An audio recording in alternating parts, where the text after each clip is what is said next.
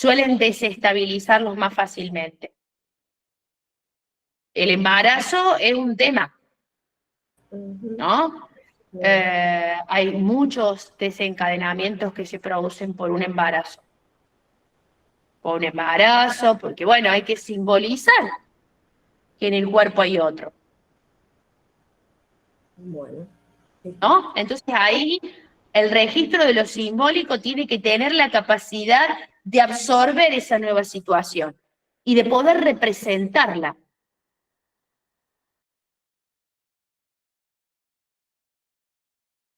Ser madre, ser padre, recibirse, ¿no? Cuando hay algo de, como le pasó a Schreber, ser presidente de la corte, vieron que cuando apunta al ser, el sujeto está en falta en ser, y para poder establecer ese ser que es medio falaz, bueno, uno tiene que tener los recursos simbólicos para poder saber que uno cumple una función, pero no es. Yo cumplo la función de profe de psicopato, pero no soy profe de psicopato. ¿No? Hay una distancia.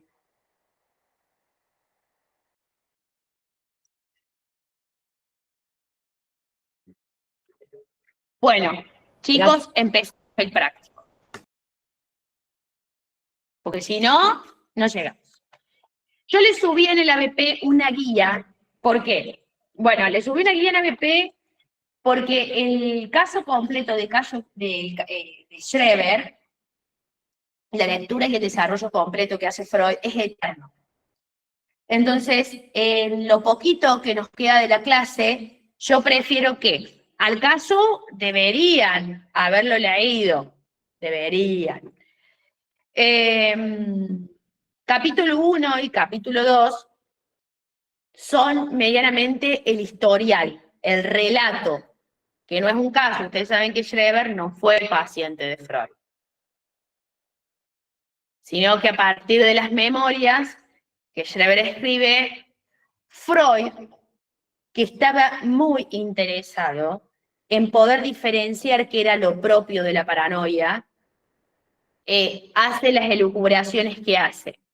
Entonces, yo les dejé preguntas puntuales, ni siquiera son preguntas, son lineamientos de lectura a los que ustedes deberían atender a la hora de leer el caso y irnos directamente a lo que es el mecanismo de la paranoia. El mecanismo paranoico, que es el capítulo 3.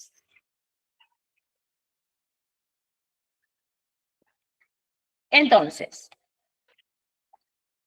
el caso Schreber es un texto de 1895, o sea que claramente estamos en primera hipótesis psicopatológica, donde el operador conceptual es la defensa, y la reúne a la histeria, a la neurosis obsesiva y a la confusión alucinatoria, que en realidad no es la neurosis obsesiva, son representaciones obsesivas. Ahora, más allá de que haya operado la defensa, porque así lo explica Freud, debe haber una predisposición psíquica. Esto me estoy refiriendo específicamente a algunos datitos que nos trae el manuscrito H en realidad. Para explicar esa predisposición psíquica, porque, a ver, Freud no era tonto, se daba cuenta que la paranoia es muy distinta a una histeria, ¿no? Que la paranoia es totalmente distinta a las representaciones obsesivas.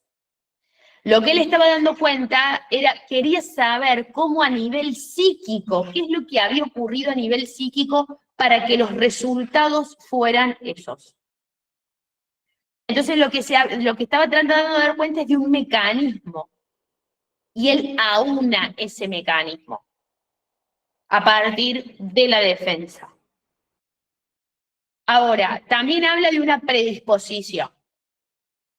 Y esa predisposición le explican a la altura del manuscrito H con un caso. Ese caso, ¿de qué se trata? Una mujer de 30 años, me reía cuando leía el manuscrito H porque dice, envejeciendo a los 30 años, se nota la distancia histórica, ¿no? Con los textos de Freud, porque, fíjate, digo, dato de color, pero realmente estamos hablando de una época muy distinta a la nuestra. Era una mujer que vivía con sus dos hermanos, ella era la menor.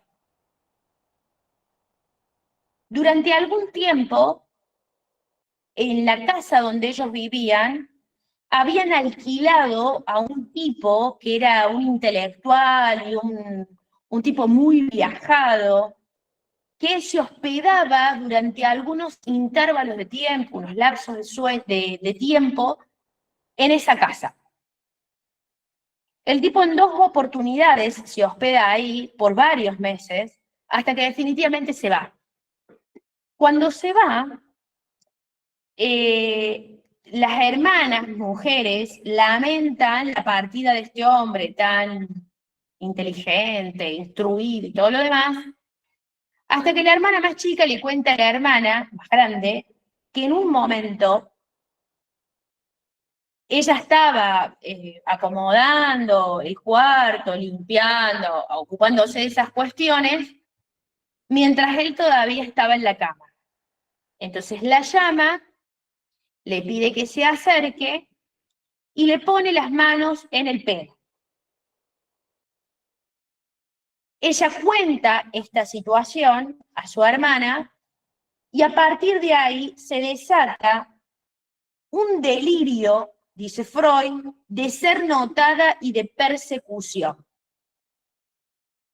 ¿A qué se refiere Freud con esto? Bueno, que ella empieza a interpretar que los vecinos hablan de ella, que los vecinos dicen que ella se va a quedar para vestir santos, de que los vecinos saben lo que ha pasado y que ella se ha quedado esperando que él vuelva, etcétera, etcétera, etcétera.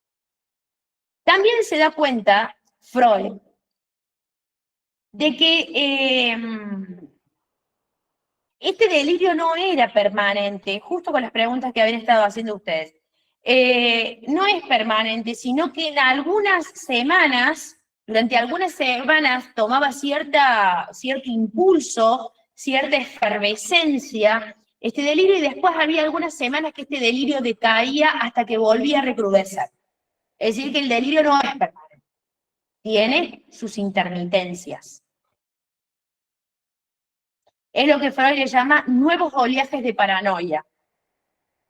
Y Breuer, porque en realidad era una paciente de Breuer. Breuer no es Bleuler. Breuer. Breuer, el de Ana O. Maestro de Freud. Él la estaba haciendo el tratamiento a esta paciente, estaba intentando por todos los medios de que ese recuerdo fuera restituido, ¿no? De que esa escena fuera restituida. Ella la negaba. Y por otro lado, Freud la somete, fíjense que es un texto de 1895, la somete a la hipnosis, no hay manera. Esa representación ha sido rechazada. Y dice Freud, defensa. Fíjense en cómo él en este momento explica el mecanismo de la paranoia a través de la defensa. Es decir, algo ha sido rechazado. Ahora, ¿cuál es la especificidad de la paranoia entonces? Porque tiene una especificidad, es distinta a la neurosis histérica y a las representaciones obsesivas. Bueno, una de esas es que lo que encuentra como mecanismo es el abuso de la proyección. Y Freud advierte de que la proyección está en todos, de que la proyección está presente en todos, pero que en la paranoia se ejerce de manera excesiva, abusiva.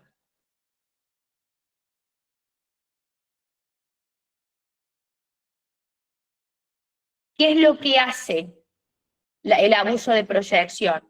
Expulsar toda la representación hacia el exterior. ¿Qué consigue? Porque esto tiene que cumplir algún objetivo. Bueno, el objetivo que cumple es el desalojo.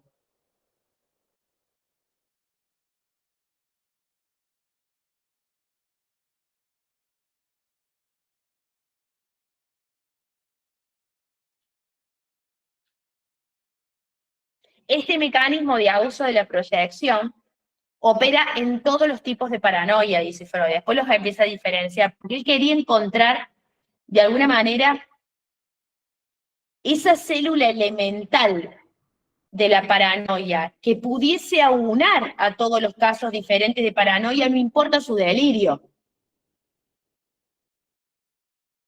Y el abuso de proyección está presente en todas las paranoias, pero dice Freud, hay algunos delirios que esto es más exponenciado. ¿Cuál? El delirio de grandeza.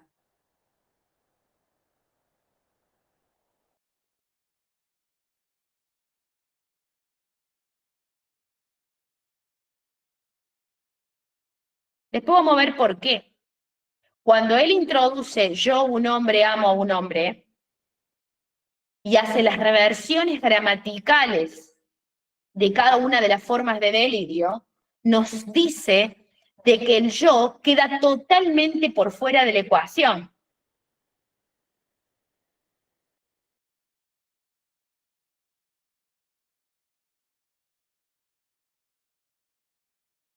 Tal vez explicar de qué modo.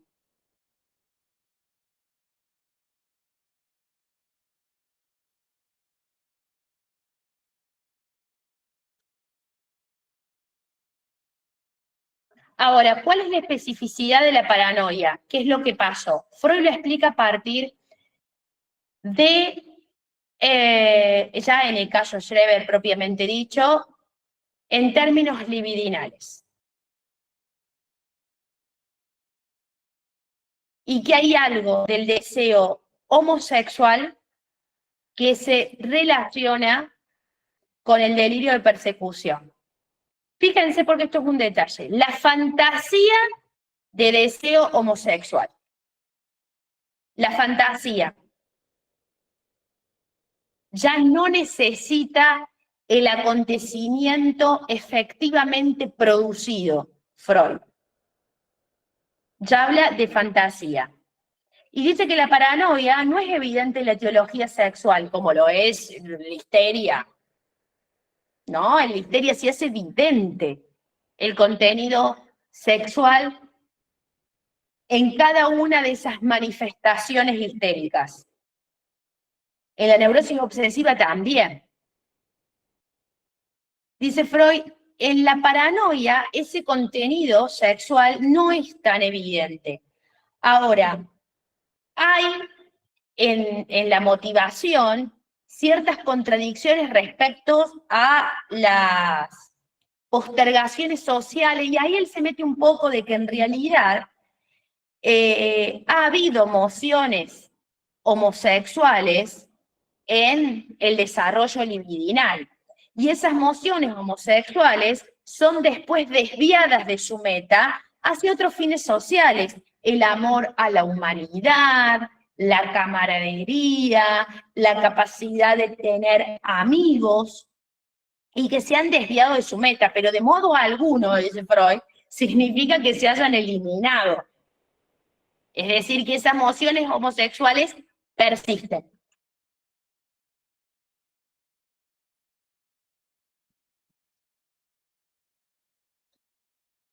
Y ahí, obviamente, al ser un texto contemporáneo, el caso Schreber, lo explica a partir del narcisismo. Y dice que hay impulsos que van a impulsos, ni siquiera lo dice en términos de pulsión, o al menos en la versión que yo tengo de Freud, pero lo que dice es que en el desarrollo de la libido, entre el autoerotismo y la elección de objeto, se encuentra el narcisismo, que tiene que ver con la entrega total de la actividad erótica hacia sí mismo. Por lo tanto, después, en las selecciones de objeto, puede llegar a permanecer la tendencia a elegir órganos genitales similares a los propios. Y que esa elección homosexual es anterior a una elección de heterosexualidad.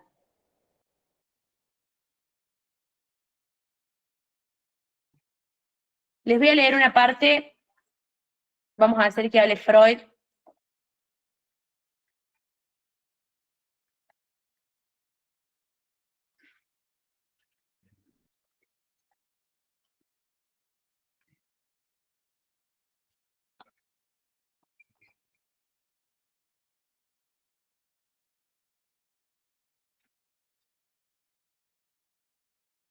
Dice, en mis 3 ensayos para una teoría sexual, ustedes recuerden que 3 ensayos es un texto anterior, ¿no?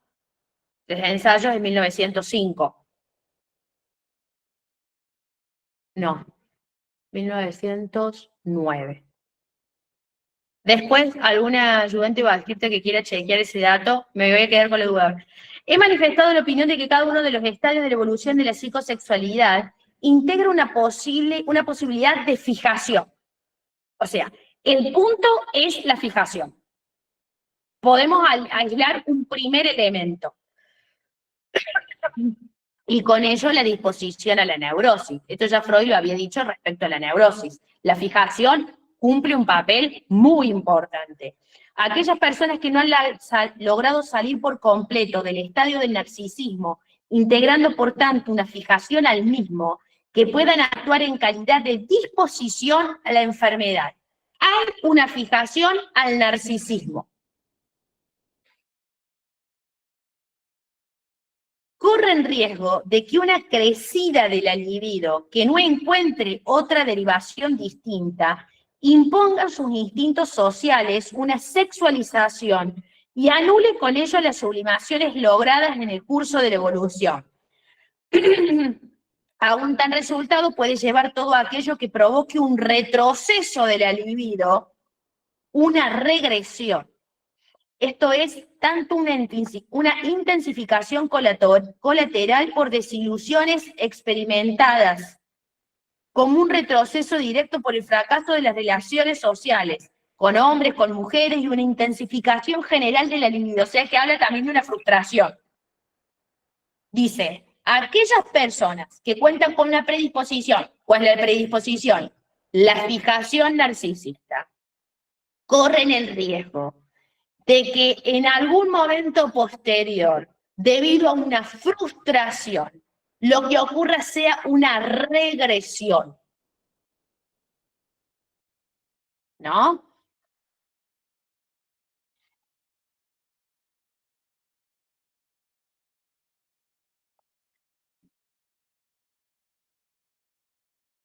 Dice un retroceso directo. ¿A dónde? ¿A dónde regresa? Pero autorotismo. Al narcisismo. Ah, pensé que si tenía la fijación ya en el narcisismo, no retrocede más. No, no. Lo que está Freud, ustedes imagínense una línea. Autoerotismo, narcisismo, elección de objeto. Ah, bien, lo entendí al revés. Bien. Dice Freud que en la paranoia hay una predisposición por una fijación en el narcisismo. ¿Qué es el narcisismo? Ese momento de la evolución, del desarrollo de la libido, donde la actividad autoerótica está básicamente destinada o focalizada en los propios genitales. Quienes tengan esa predisposición, ¿qué ocurre? Que puede ser que una frustración posterior haga que la libido vuelva a ese lugar de fijación, que es el narcisismo.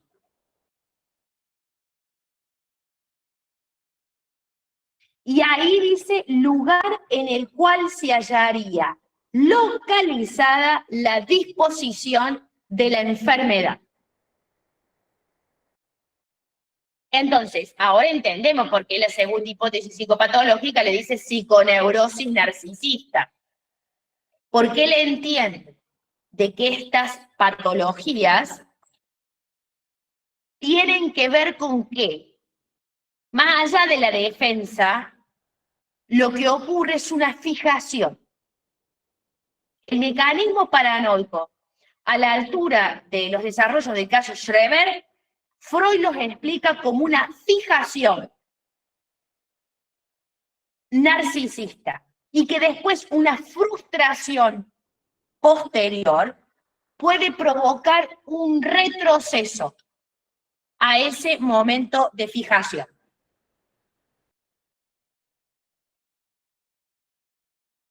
¿Hasta ahí se entiende? ¿Por qué es ese el mecanismo paranoico?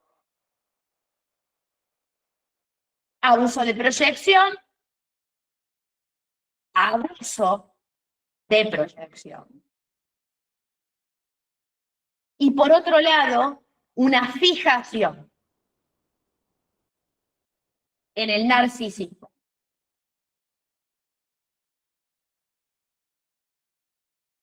Pero después tiene que haber otro elemento más, porque ustedes vieron que no son cronológicos los tiempos en psicoanálisis, sino que una frustración posterior produce un retroceso.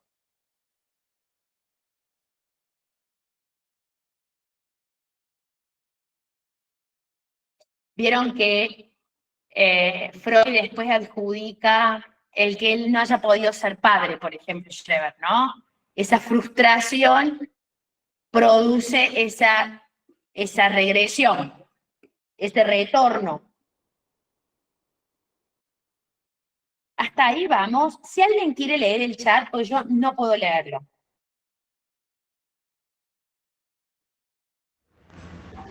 Estaban aclarando algo, profe, me parece, de tipo, es que hay fijación en el narcisismo, entonces cuando se frustra se regresa la libido a esa fijación y causa un delirio de grandeza y busca genitales similares a los suyos y por eso la fantasía homosexual. Se mezcla un poco la cuestión. Digamos, lo que se produce ahí es la paranoia.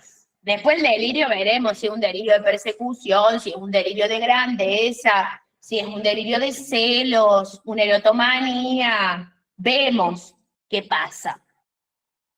Porque el delirio, recuerden muy bien, que tiene que ver con la historia del paciente.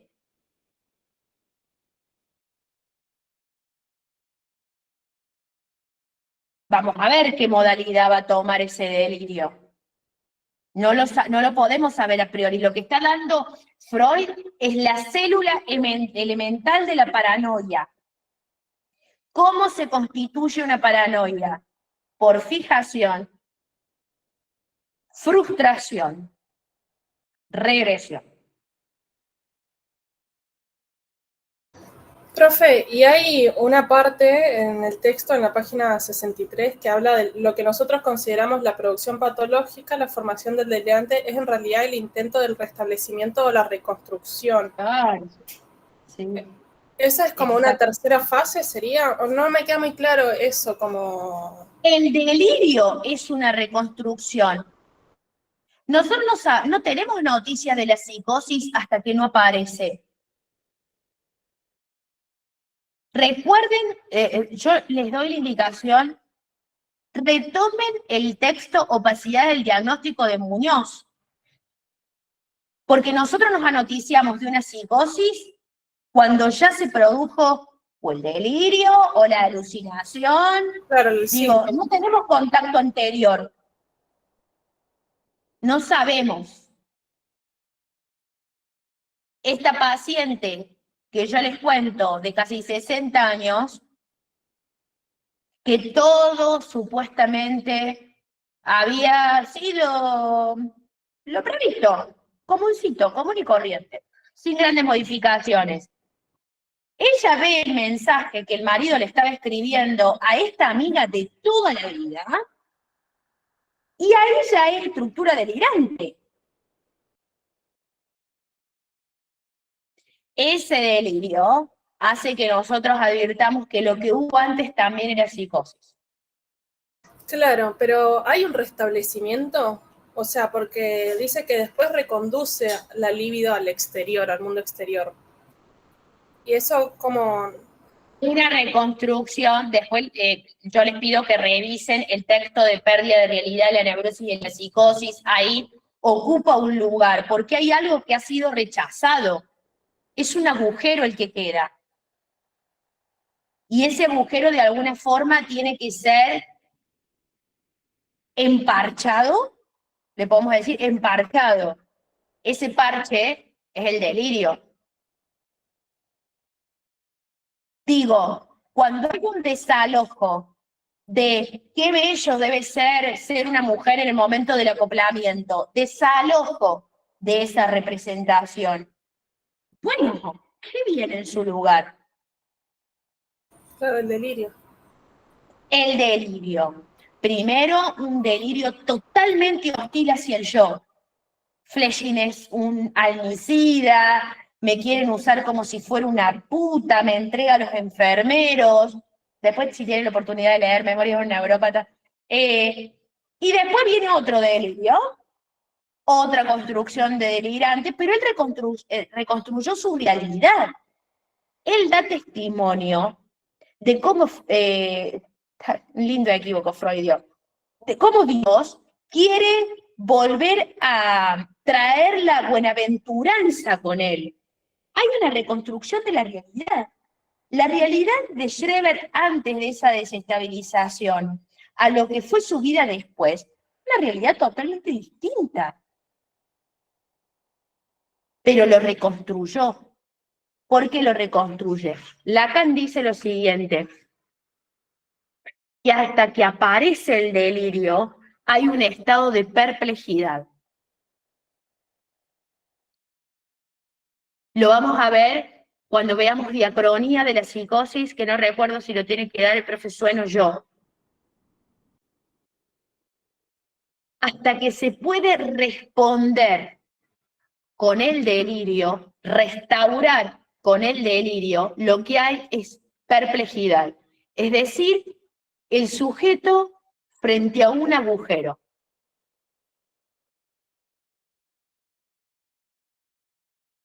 Entonces, profe, para que me quede claro, esa reconstrucción de la realidad lo hace con esa proliferación de síntomas.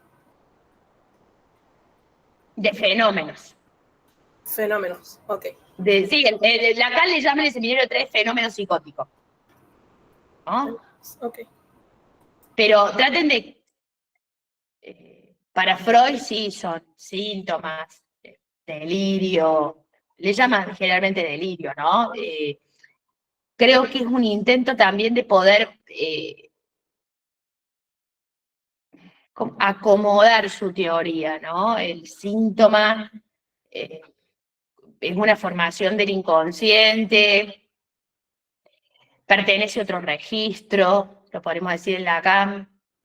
Entonces, son fenómenos, son retornos.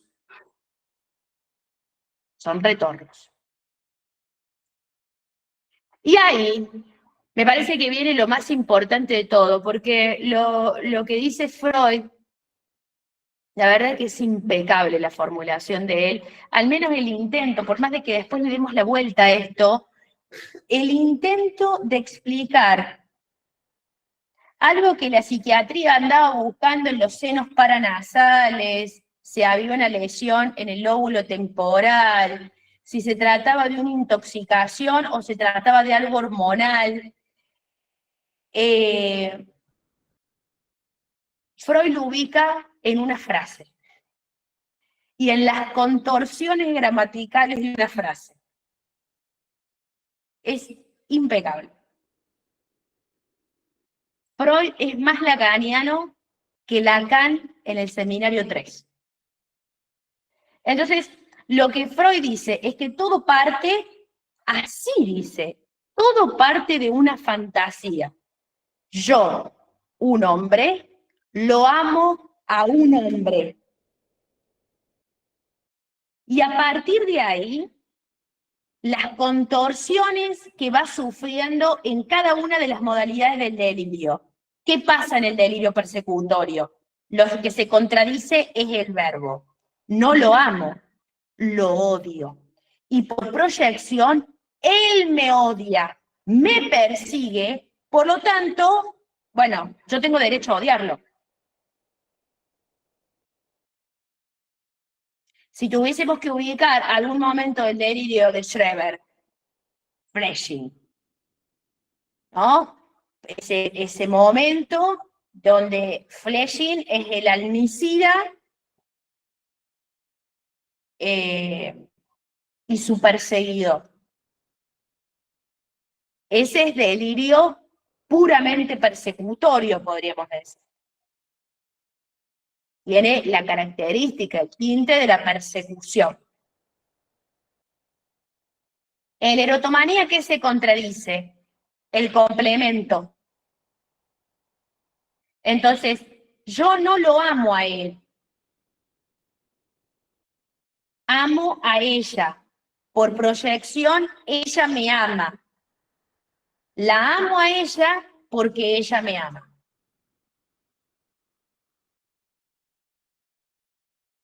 En el texto aparece como objeto la contradicción. ¿Está bien? ¿Es lo mismo? Sí, sí, sí. Pero yo lo tengo en la versión de Freud, me dice complemento. Puede ser que haya una diferencia entre Amororto y López Ballesteros, habría que revisar.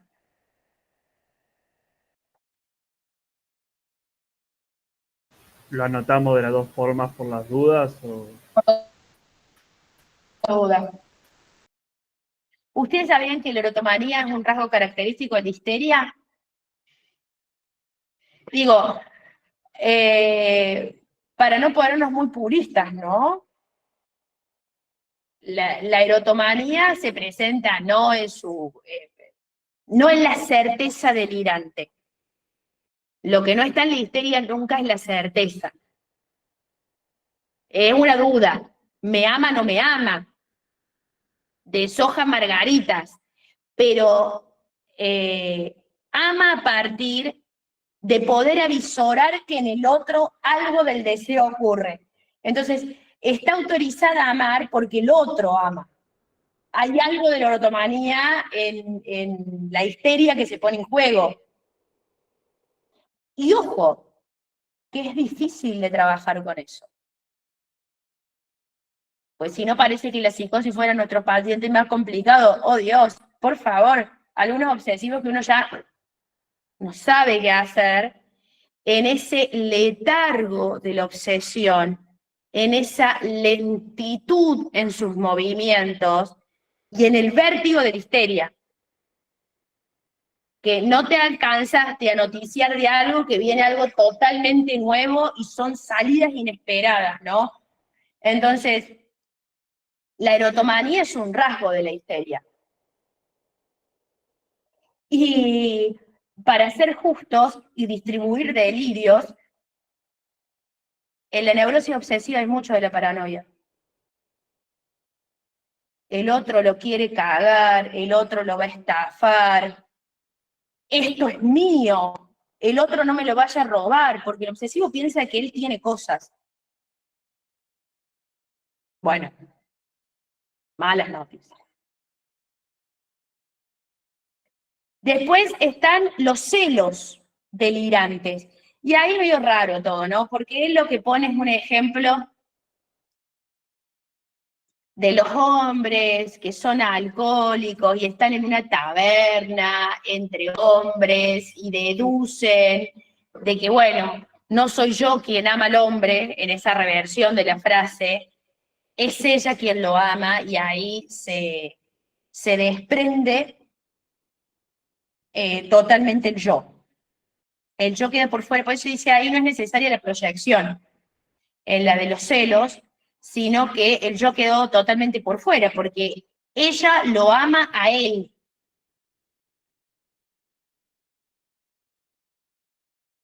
Y en el delirio de grandeza, lo que ocurre con esta frase es que se desmonta completa. No amo en absoluto, no amo a nadie.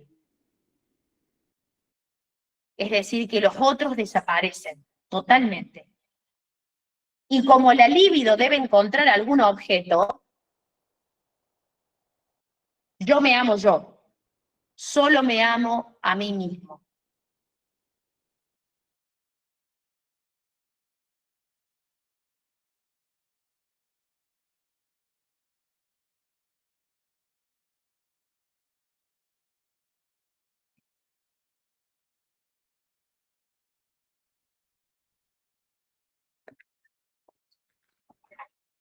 ¿Alguna duda?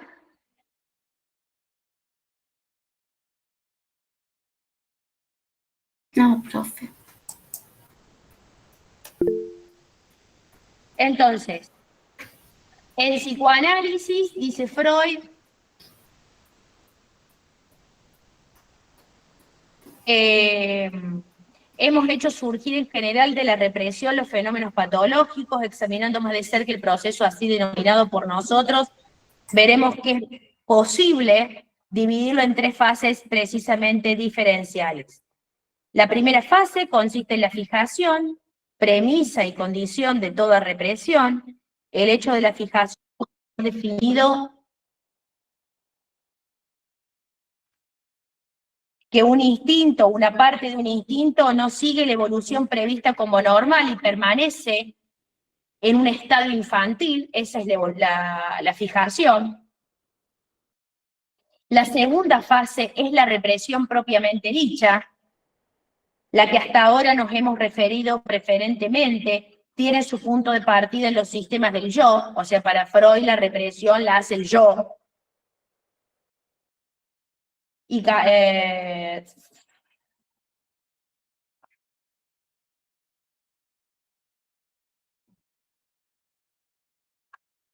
Y la tercera fase, y la más importante, dice Freud, en cuanto a los fenómenos patológicos, claro, porque de la primera y la segunda fase nosotros no nos damos cuenta. Tenemos noticias recién cuando se produce el retorno de lo reprimido.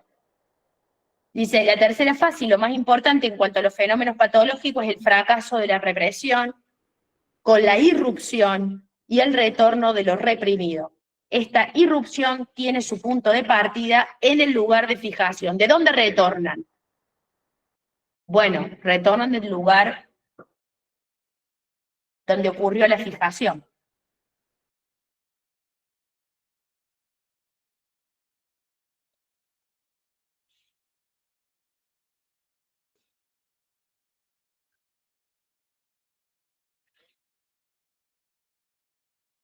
Y después ahí Freud da unos giros más por el texto, pero me parece que lo central de este texto, del tercer capítulo del mecanismo paranoico, es primero cómo explica el tema del abuso de proyección, esas referencias que les leí un poco del manuscrito H, y después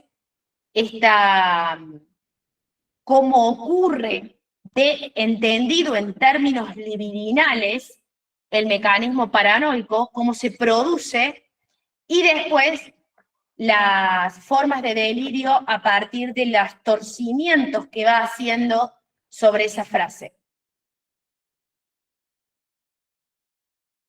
Sí, hay alguien que tiene la mano levantada.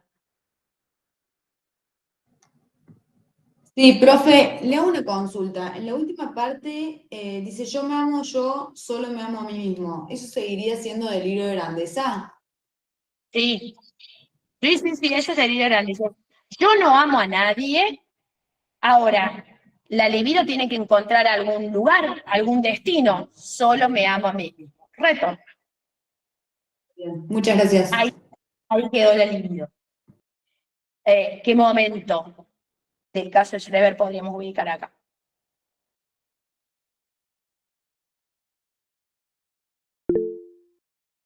Lau. No te alcanzo a leer el nombre completo. Lautaro.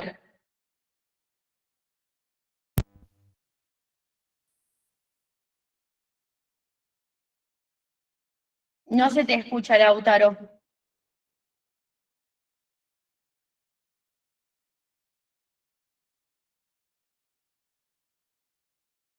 No te escuchamos.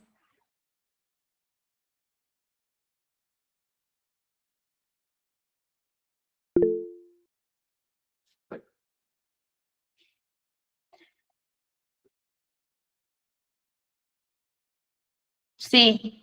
¿Quién más levantó la mano? Si querés escribir tu pregunta, Lautaro, por chat y alguno de tus compañeros la lee.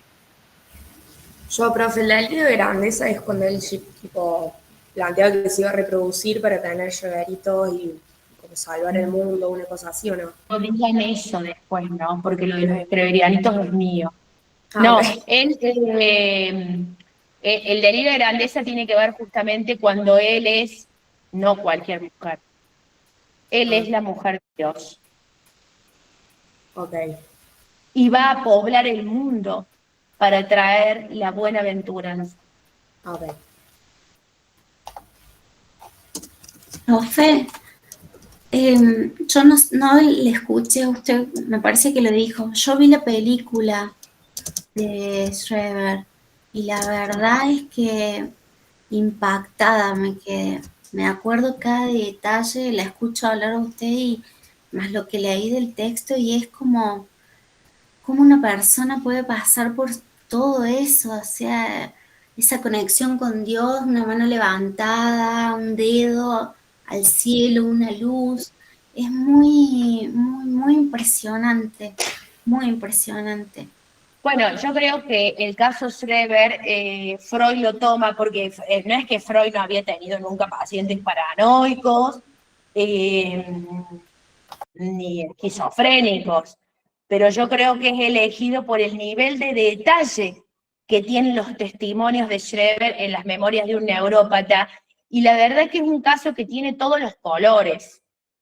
Los casos que nosotros vemos en Psicopato, que yo no entiendo a veces esta intención de que introduzcamos casos nuevos. Dora es un caso paradigmático que le permitió a Freud y después a Lacan sistematizar la teoría. Yo no conozco que la histeria, digamos, más allá de la envoltura formal del síntoma, pero la estructura es la misma. En el caso de Schreber, es una psicosis con todos los elementos. De hecho, me olvidé de decirle algo que digo, después se los voy a leer a los chicos, pero cuando habla de los fenómenos, Lacan habla del alarido, el socorro, el ruido, o sea, están las alucinaciones visuales, auditivas, está todo, ¿no? Fenómenos de Cuando está código, fenómenos de encerrado, mensaje. cuando él está encerrado en esa habitación, así todo lúgubre, todo, y tiene el torso hasta la mitad descubierto, y se había hecho no sé con qué, como digamos, una pollera alta, así, negra, y, ay no, y estaba escribiendo ahí no, a mí me dejó realmente perpleja, me dejó, no me la puedo olvidar, cada detalle, cada cosa es como cuando va a los lugares donde están los votos y dan vuelta como en una rueda, todos con esos, ¿cómo se llama? Profesor que lo ponen para atar así, para las manos así que lo tengan. Sí, eso, Chalecos de contención. y dan vuelta ahí, y él sí le habla, ay, no, Bueno, es después Gabriela decinos cómo se llama la película sí, porque así ahora lo busco. Está bueno, en después lo YouTube, podemos porque ver. la verdad no me acuerdo el nombre, pero está en YouTube, ahora lo busco, profe, sí. Si eso les sirve, a lo mejor se me ocurre para incentivarlos más Sí, a ver el caso. Ahí pasó en el YouTube, el ahí link. está, sí. Es fascinante. Yo si pudiera decirle a los chicos, es que sí, a mí se me aclararon tantas cosas y como me hizo una cosa adentro tan hasta de humano a humano, es decir, cómo una persona puede vivir esto.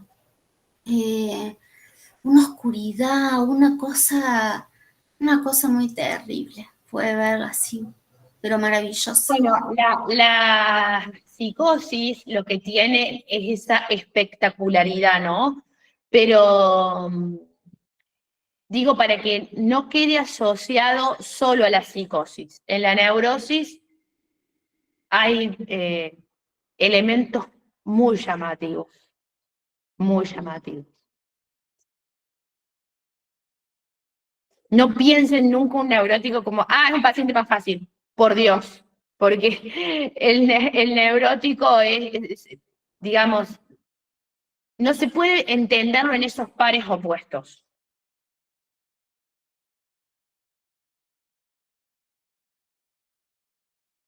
Bueno, chicos, ¿alguna pregunta más?